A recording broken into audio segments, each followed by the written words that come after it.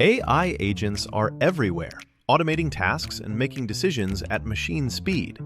But agents make mistakes. Just one rogue agent can do big damage before you even notice.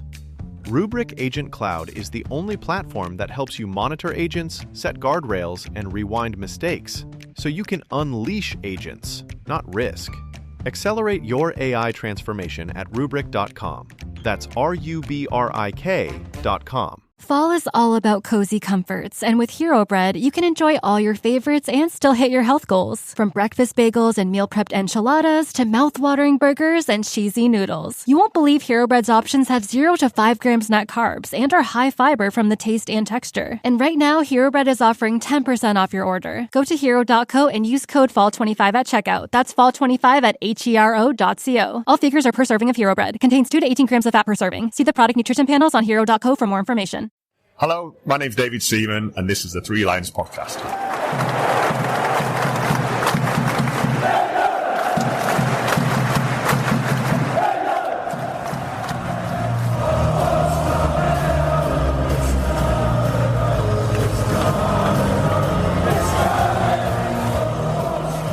Hello and welcome to the Three Lions Podcast. My name is Ross Osborne. This is your Independent England Football Supporters Podcast. How are you? I hope you're good. Interesting episode coming up here for you. I think you're going to enjoy it. But just quickly referring back to the previous one, that was where I took a look at the U17 World Cup. It's currently taking place over in Qatar. Now, our young Lions, well, they didn't get off to the best of starts. Defeated 3-0 by Venezuela in their opening group game. We had so many opportunities, but we just couldn't make them count. And then the South Americans, 2 goals in quick succession before half-time, well, knocked the stuffing out of us, helped their cause no end. They went on to win 3-0. And on the same day, Egypt beat Haiti 4-1. Of course, those 2 teams are in our group. Now, with the amount of teams and games within this tournament, there will be, I think it's 6 or 8 of the best third-place teams. They can still qualify for the knockouts. So all was not lost. So Haiti were up next. Played that game on Friday. We got back on track with an 8-1 win. Chizoram Eswanata from Chelsea bagging a hat-trick. There was also a goal for Regan Heskey, who scored from the spot. Yes, Heskey. His father, the one and only Emil. Helpfully for England's cause, firstly, were those 8 goals, but also Venezuela and Egypt, well, they could only play out a draw. And it currently leaves us in third place on 3 points, and we are behind those 2, Venezuela and Egypt, who are both joint on 4.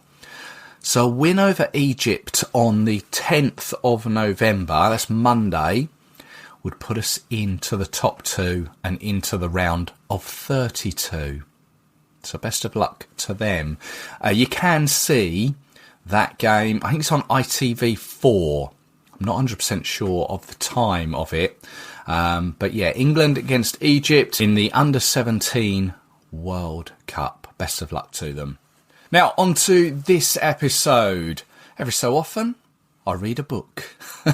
Actually, this year I've tried to read a book a month. I think, what are we now, November? I think I've read 8 books, which is good for me, I have to say. They haven't all been football books. There has been a novel thrown in there as well. But maybe next year I'll get to 12, one a month. But this year, one of the books I read was Joey D'Urso's More Than a Shirt. And I had a chat with him the other day. And I'd like to play that for you now.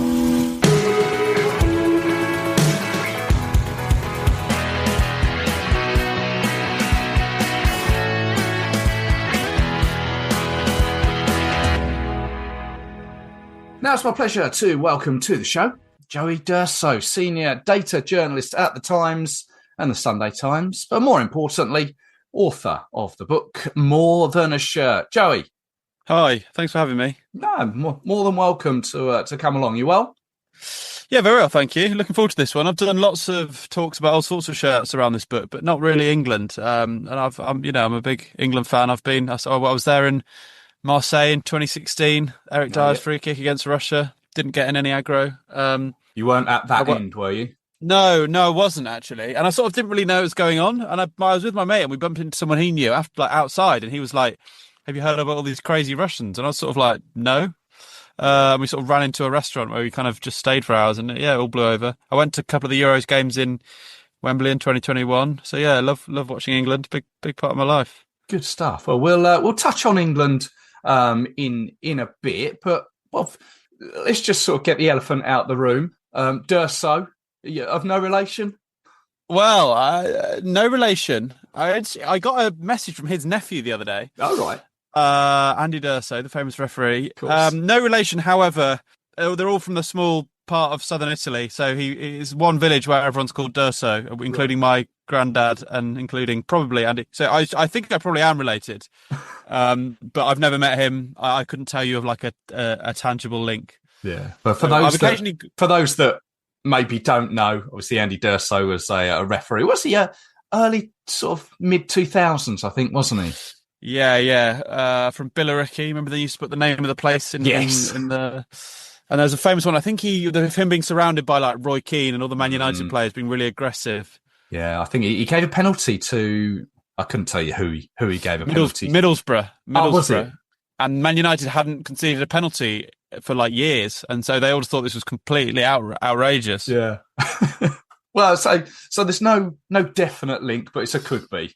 I think it probably is because all the D'Ursos come from one small place. But don't know him, never met him. He's not my dad or my uncle or anything. I can tell you that. Fair enough. Well, we got that out of the way. Well, the main thing, the book. Now, I picked this up during the summer. It was my holiday read. I thoroughly enjoyed it. I've got it here with me as the proof. Oh, very good. Yeah. It's I learnt a lot. I have to say, I learnt a lot, and I like my shirts. And I've always said on this podcast, I don't like to get too political, but there's really no getting away from it, is there? Yeah, and I totally understand that, and I also don't want to be sort of lecturing people or telling people what to think, and I don't think people should go and watch a football match and feel pressured to sort of think about politics. But I think it's hard to avoid, and you think about all the Middle Eastern states buying at clubs, and you think about the Emirates and the Etihad. You just turn on the Premier League one weekend, and there's all sorts of politics there. The World Cup in the US next year, there's a lot of American domestic politics there with Donald Trump. Very much. 8 years later, there'll be the Saudi Arabian World Cup. So, yeah, I mean, it's pretty hard to completely avoid it these days. Yeah, absolutely. I mean, well, as I say, we'll touch on England shirts soon, but there is quite a lot to digest with the book. Just briefly, it's 11 chapters and like two shirts per chapter. So there's 22 shirts you've got through there. Just how did it all come about? And what was your journey for it? Well, my journey was all around the world, basically. I went to 5 continents. I went to India, Qatar, America, Colombia, all over Europe. I started off reporting for The Athletic, which is where I was before this job at the Times. I wrote a lot about gambling sponsors, cryptocurrency sponsors, looking at some of the slightly murky companies sponsoring Premier League clubs. And that sort of set me off on this journey, is becoming more and more fascinated by sponsors, companies on the front of football shirts. But it's not just about sponsors. I mean, I'm sure, as we'll come along to in England, like particularly national shirts can really represent things. The French national shirt I talk about on the story of migration in France. The Brazil yellow shirt has become really political in recent years. The right, particularly in Brazil, have really adopted it, and some of the left have kind of pushed back against that and tried to adopt it themselves. So football shirts can often just be a window into these much bigger questions of money, of politics, of power. Yeah. I mean, if I don't want to sort of say if you've got many children, which one is your favourite? But when you pick the book up and look at it, and what one comes to mind as like your favourite journey or something? I think I really loved Colombia just because it's somewhere I'd never been before. Such an interesting place. It's kind of a great place to be. I mean, 30 years ago, it was torn apart by violence, cartels, drug gangs, and was a horrendous place. And now it's great. So it's a really fun place to go and visit. But the story there was so interesting about how the drug cartels had owned football clubs, used them to sort of fight their wars against each other. And the shirt I found was one that had a dead gangster's face on the back. That's it was right, a tribute to a fallen cartel leader. And it was also just, I mean, some of them are stories that people might have heard before. Like, I tried to mix ones that, I don't want them to all be completely obscure. You know, I've got Barcelona and Real Madrid and the French national team, but there are a few in there that I really enjoyed doing, maybe even more, that were, you know, I didn't know about before I started doing this. And I've like plenty of people who told me who, you know a bit about Colombian football or know a bit about whatever, didn't know about. And that the Colombian shirt, was that the one where you saw so many people wearing a shirt and then all of a sudden there was someone in the crowd wearing it? Because you say it's this distinctive little head motif on the back of the collar, wasn't it?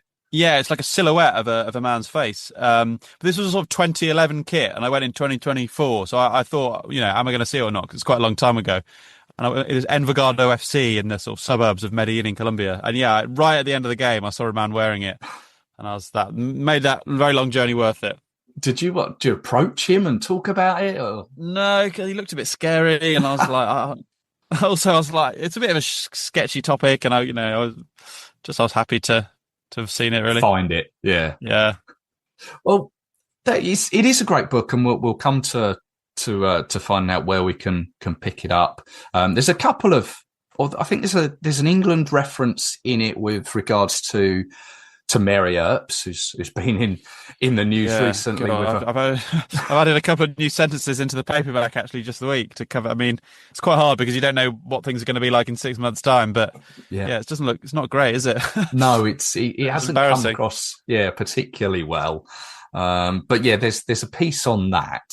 But England, I've sort of said before, I've said on this podcast that surely in time, international shirts will have a sponsor of some sort, some way, shape or form, be it on the front, be it on the sleeve, because we've seen it in international rugby, international cricket. Can it happen in international football? Can we see England with something underneath the crest? Well, the reason that there isn't is because FIFA and UEFA don't want it, because it would compete with their sponsors. So for the World Cup next year, FIFA has all sorts of sponsors that are paying huge amounts of money to cover the stadiums, to cover, you know, the walls that the players stand in front of when they're being interviewed. And they don't want it to compete with their sponsors, if that makes sense. So they don't really have an incentive to allow it.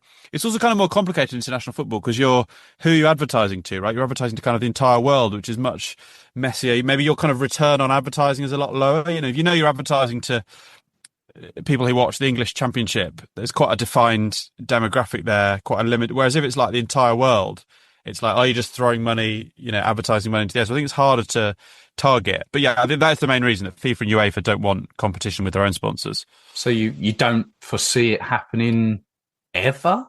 I don't see it on the agenda. I think particularly as FIFA and UEFA become more and more corporate and commercial, probably not. But you know, I could be wrong. Yeah, off the top of my head, the only one I can really sort of think of, and I don't think it was probably used in a game, but Ireland were sponsored by, say sponsored Opel and I think but not in tournaments. I think not in the they weren't allowed that in the tournaments. But would they have worn it in a match, like friendly? Maybe in a friendly, but it's UEFA and FIFA that dictate what you're allowed to wear in qualifiers or whatever else. And I'm pretty sure sponsors are banned. Yeah. They had Opel, they had 3. Maybe they still have 3. Yeah, Ireland is an interesting one. Yeah. Oh, maybe. Aircom. Yes. That was 2002, that great team. Yeah. Yeah. Oh, yes. Yeah. Well, we'll see. But, you say England. You went to France in 2016. What was your first England game? Do you remember?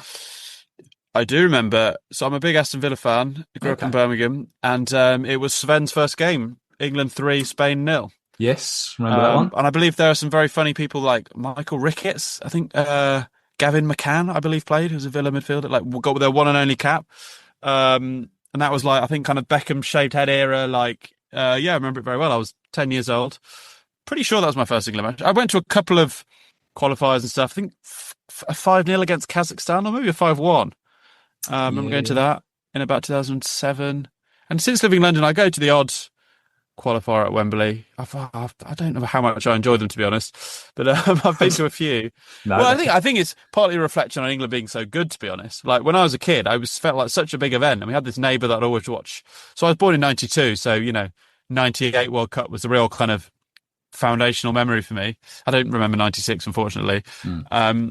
But the qualifier was filled with so much jeopardy because England weren't that good, and there were smaller tournaments, right? 16 in the Euros. So, but now it's hard to imagine anytime soon there being any real jeopardy about England qualifying for a World Cup or Euros, particularly with expanded tournaments. Yeah. I find it harder to engage in the qualifiers, but I respect people who do and go away and everything else. No, I get where you're coming from, and as a fan that goes home and away, it can be hard work. There's no denying. I'm sure the trips are worth it. You get to see some fun places.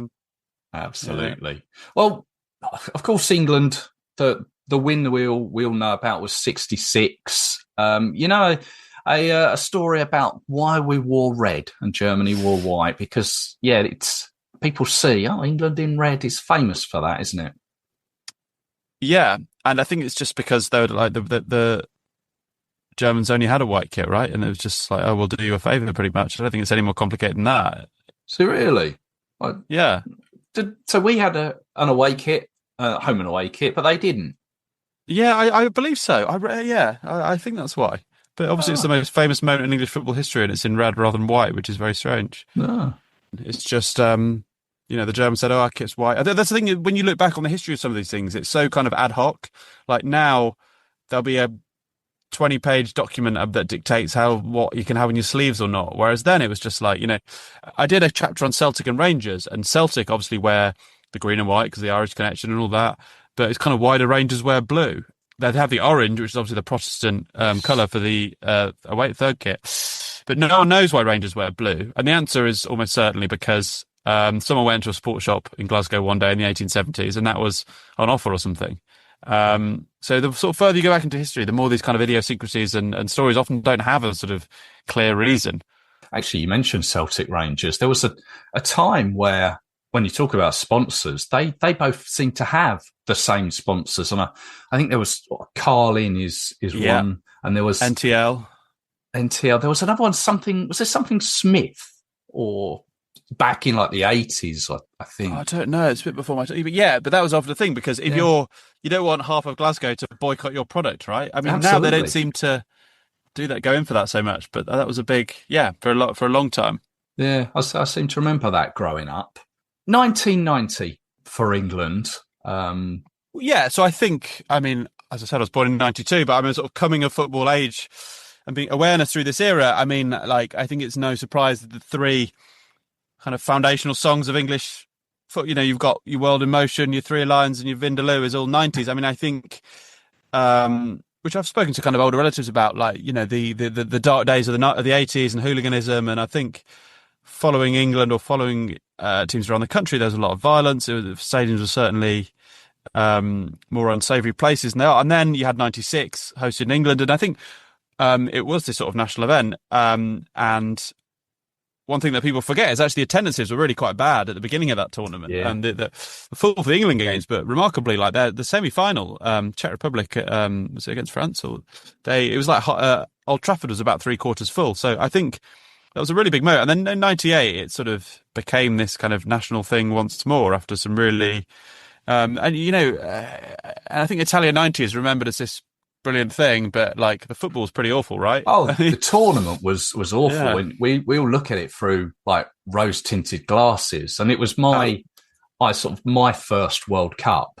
And I look back at it and I see the shadow of the San Siro and those sort of things, the colour and Cameroon.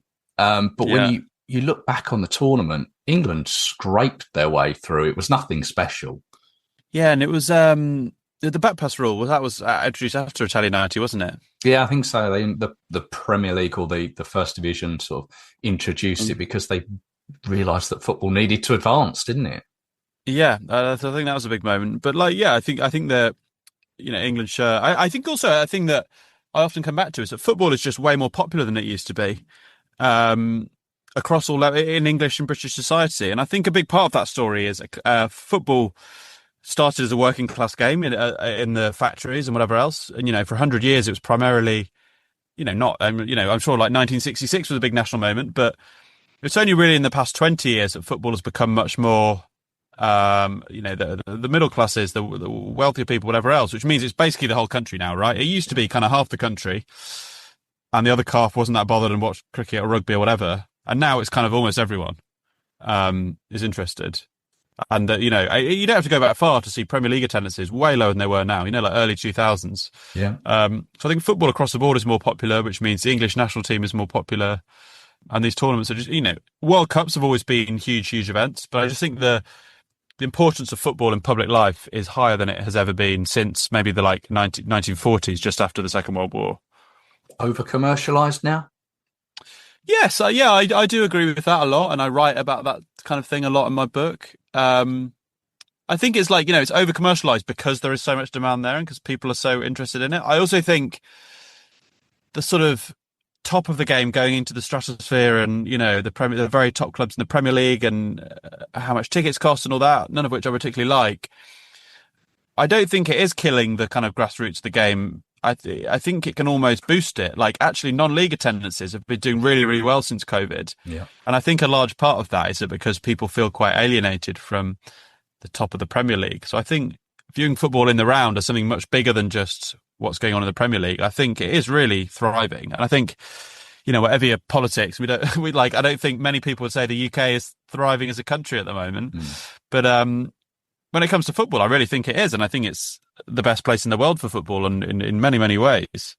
And I don't just mean that as a kind of historic thing, like we invented it. I mean, right now, I think it's the most exciting, most vibrant football place in the world. I mean, no other country has the attendances that we do, possibly Germany, but that would be the only potential rival. And with going back to England, do you think Gareth Southgate had a major factor in helping that along?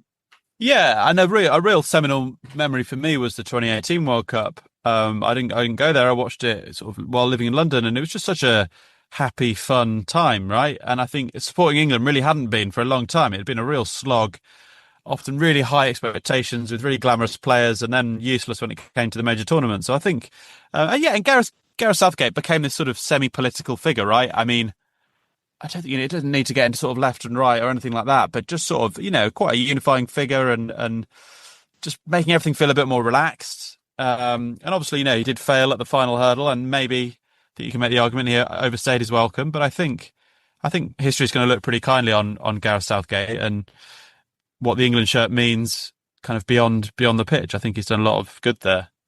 It came at a time when there was an England shirt with a flag on the back of that collar, wasn't there? What, the rainbow one? Yeah, the rainbow flag. Yeah, which caused a lot of consternation. I mean, yeah, so he was kind of very pro that, wasn't he? He was.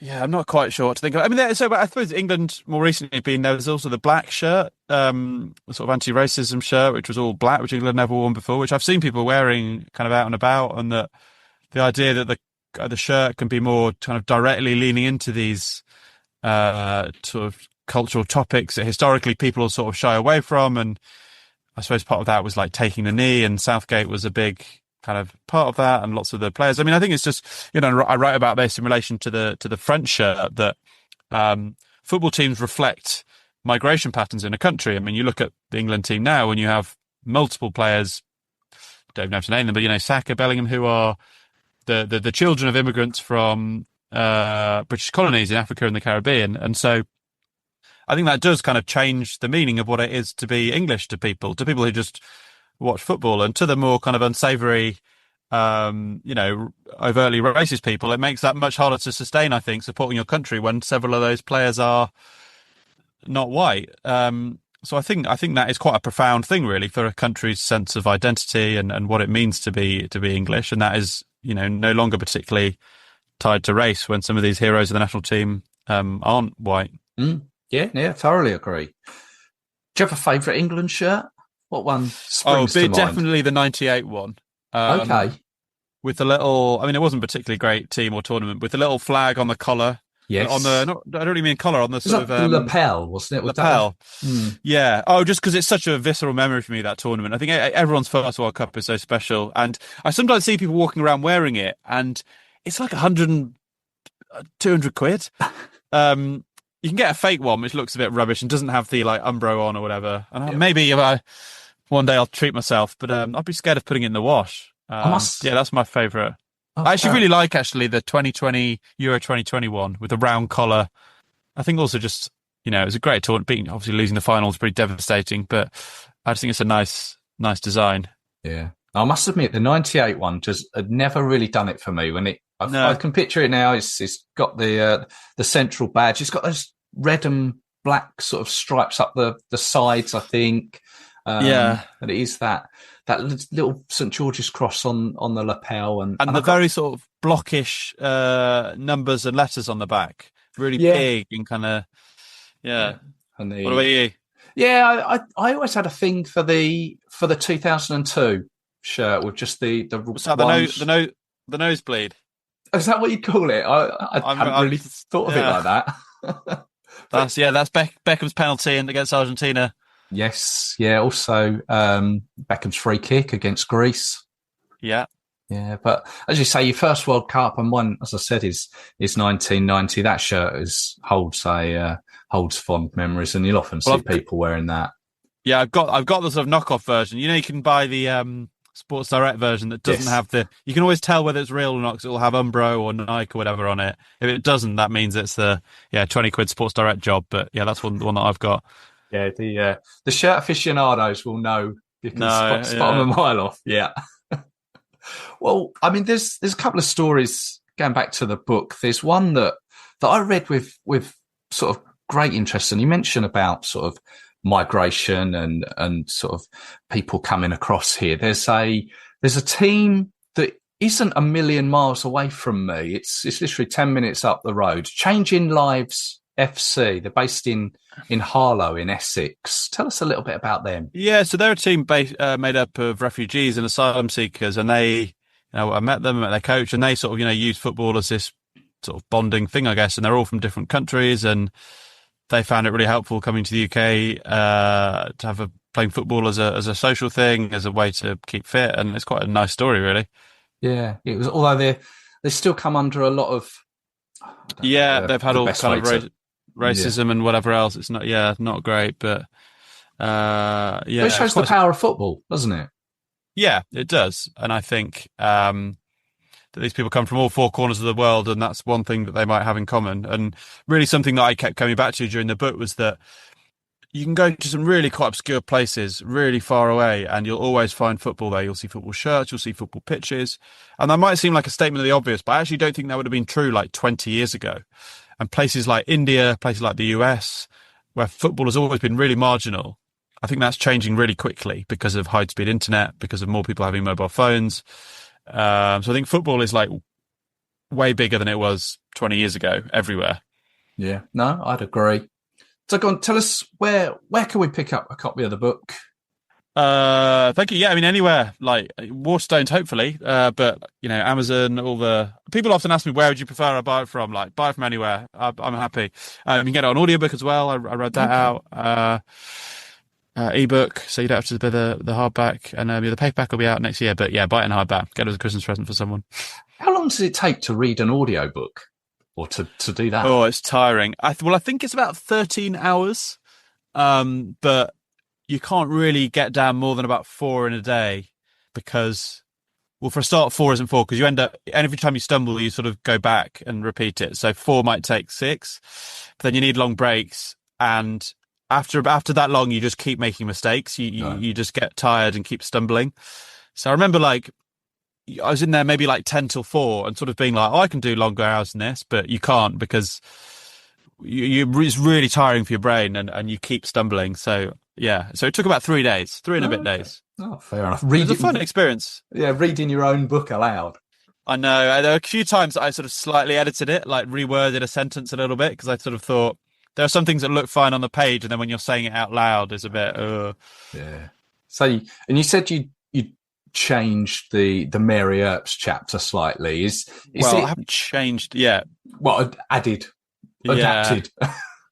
Well, I mean, she's kind of embarrassing herself at the moment, really. I mean, there's clearly some stuff going on behind the scenes, but it's not a good look. Just keep it behind closed doors, Mary. I mean, I don't know what who's advising her. Yeah. So, I mean, where do you go from here? Is there, do you follow the book up? What's your plans? Yeah, I'd like to do another one. I've had some conversations about it. I'm trying to figure out exactly the right approach. I don't want to just do like more than a shirt too. Right. I'd like to do something slightly different, but I love the idea of, it's hopefully there's so many books are written about football, but the combination of traveling and sort of delving deep into the politics of it all, I hope is fairly unique. So yeah, I'd love doing it. I'd like to do more. Yeah. Well, I'd like to read more. Great, are you on the socials? Do you want to push any of those? Yeah, I've kind of given up on X or Twitter recently. I'm trying to do more Instagram. I don't have many followers, so if anyone listens to this and wants to follow me, I'll be very grateful. Yeah. Where can we find you? Just Joey D'Urso? Yeah, that's right. Yeah. Fair enough. Joey, thank you very much for your time. Really appreciated. As I say, really enjoyed the book. I think it's an ideal Christmas present for someone in the family. Can't recommend it. Your words, not mine. Yeah. Well, there's a few other people who have given you some high praise. Martin O'Neill, Miguel Donati. I actually ghost wrote a book for Martin O'Neill that's came out the other month, The Changing Game, just before he got the Celtic job. So I spent a lot of time with Martin O'Neill. What's Martin like? Oh, he's great. Yeah, he's a very like intelligent guy. Like he was like a law student before he did football. So, kind of ghostwriting, you kind of think, oh no, am I going to have to just sort of write this entire thing? But basically, he just spoke to a tape recorder for hours and obviously tweaked it a bit, but it's pretty much his words. Like he's a really bright, interesting person. I really enjoyed spending time with him. As I say, thank you very much for your time. Really appreciate it. All the best with it. Thanks a lot. Cheers.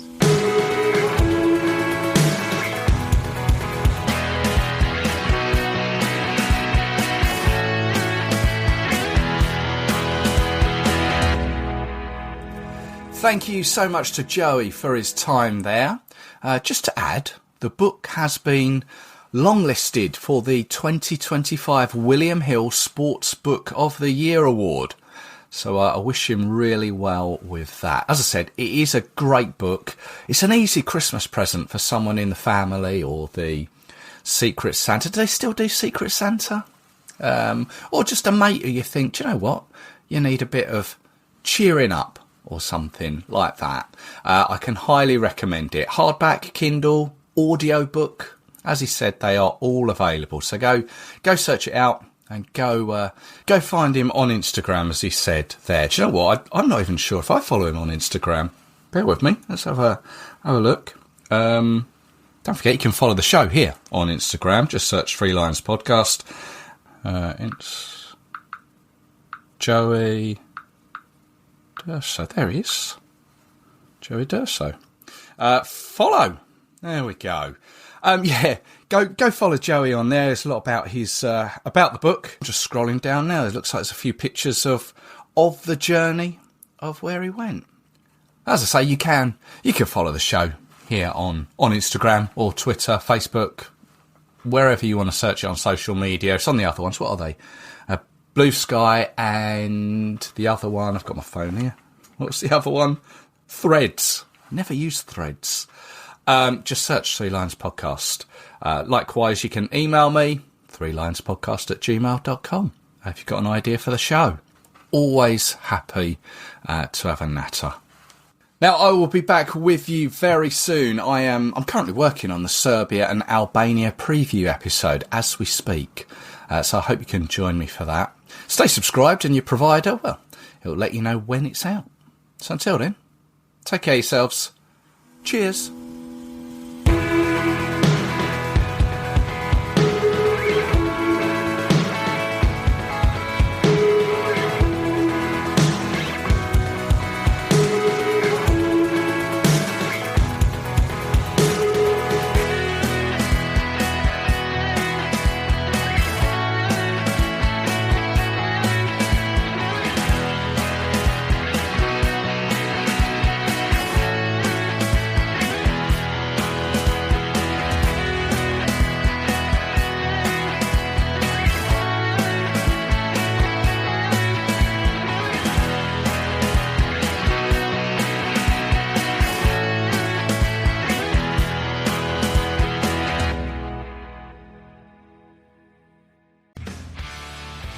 Are you a diehard Packers fan? Then you need the Packernet podcast in your life. Tune in daily for the latest Packers news, analysis, and insights from every angle. We've got multiple shows covering everything from game breakdowns to roster updates. Don't forget our fan favorite call-in show, Packernet After Dark.